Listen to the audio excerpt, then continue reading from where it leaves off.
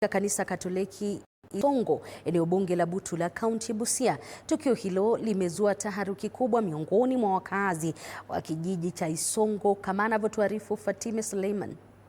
Hali ya huzuni na mshangao imetanda baada ya mwili wa mwanaume huyo aliyekuwa akitafuta kwa siku kadhaa kupatikana kisimani. Kwa mujibu wa viongozi wa kanisa, mwili huo ulipatikana na mtoto aliyekuwa akichota maji, huku harufu kali ya uvundo na wingi wa inzi vikionyesha dalili za kitu kuoza. So wakati amefungua that lid, kwanza alikutana with a bunch of housefly.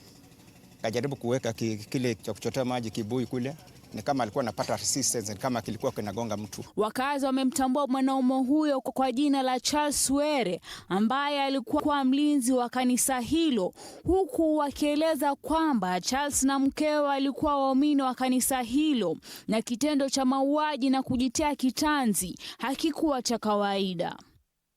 Waliweza kuita mtu akaleta torch, wakamulika huko ndani ili waweze kuona kienye kilikuwa ndani, na wakakonfirm ya kwamba alikuwa huyo Charles Were ambaye aliua bibi yake. The mama ambaye amekufa hapa amekuwa stalwart kwa jumuiya, and she knew how to relate to people.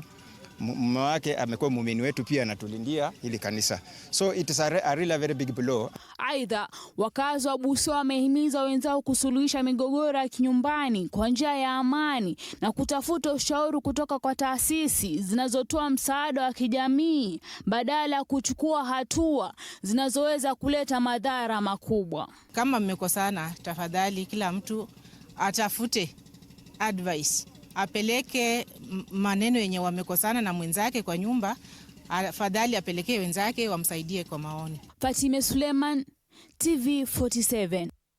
Asante sana Fatime kwa taarifa.